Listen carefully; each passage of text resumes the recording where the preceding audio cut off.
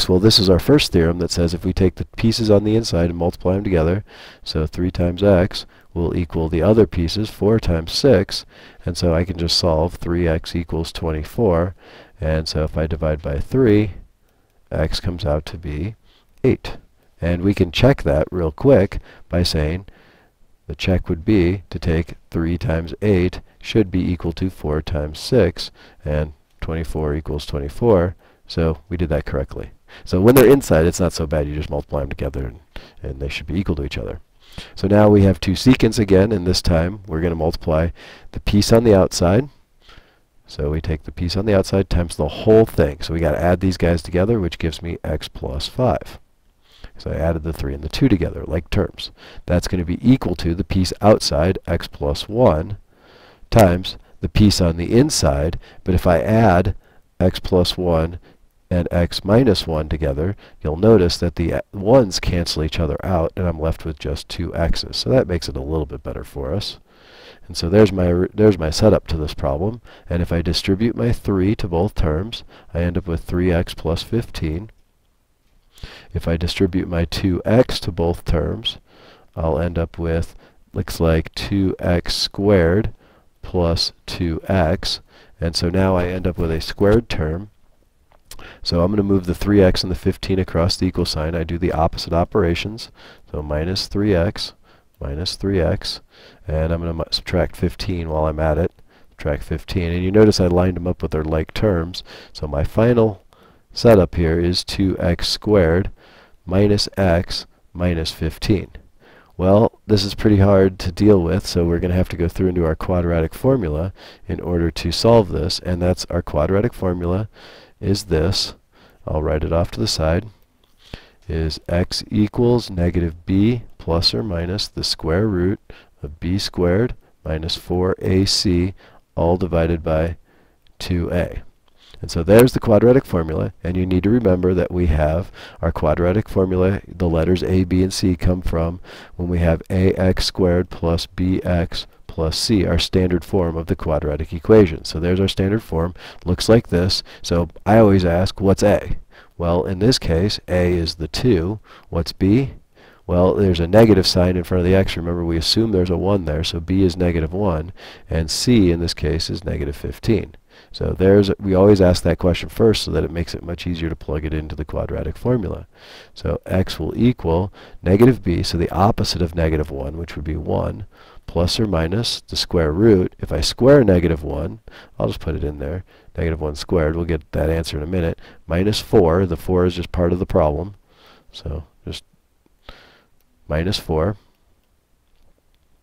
times a times c all divided by 2 times a. And the 2 again is part of the problem. The a is that 2 there. So now with a little simplification, I can get to the answer to this problem, find out what x is, because that was really what they wanted. So 1 plus, and it looks like they're going to have two different answers for this. So I get, if I square negative 1, I get 1.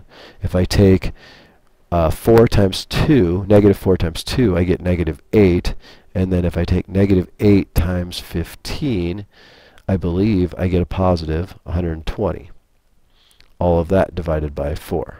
And I didn't need my square root to go so far. And so then with that, I end up simplifying still underneath the square root, and it gets me 121, all divided by 4. Well, I can take the square root of 121, and if I do that on my calculator, square root of 121, I get 11. And so x will equal 1 plus or minus 11 divided by 4. Well, there's two solutions to this problem.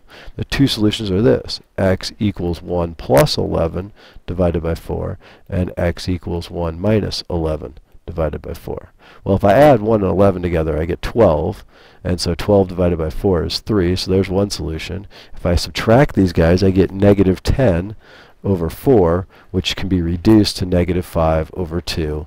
And those are your two solutions to this problem. Those are your values of x. And that's really what we're trying to say. And that's why in the original problem, they used this parentheses s, because yes, there might be more than one solution to these guys. So then we have our final theorem for the day, and that basically says that if we square the tangent, which would be EA in this case, if we square the tangent, it is equal to the secant, the way we did it before, the piece outside times the whole thing. And so that's really all this is saying. We take the external tangent, square it, and then multiply it by the external piece times the whole secant, and that will give us the same thing. So let's try it in this problem. This problem says find the value of x, and this was example 4. So we're on example 5 now. And so if I am doing this problem, example 5, that would mean that I take the tangent outside and square it, and that is equal to the external piece times the whole length. And so it looks like x squared equals 4. So if I take the square root of both sides, I would end up with x equaling plus or minus 2. Now I don't think negative 2 is a length that would work, but we can go with either of them. And most likely we're just going to go with a length of 2. But negative 2 I don't think is going to work for a positive length of a segment. So we're going to go with 2 on this one, even though there are 2 possible solutions. Just remember when you take the square root of a problem that you have to take the plus minus of it to solve when you solve the problem. So then on to example 6. In example 6, we have the same thing. We have a tangent with our secant going over here. So we're going to square our tangent length. So we're going to say 7 squared is going to equal to the piece outside times the whole length. Well, we got to add 5 and x together, so 5 plus x. And so a little bit of simplification, I end up with 49 equals, don't forget to distribute to both terms, so 25 plus 5x. If I subtract 25 across the equal sign, I believe I'm left with 24 equals 5x. And then if I divide by 5, I end up with my answer of 24 over 5, which probably you guys would rather have a decimal, so let's divide it out and see what the decimal is.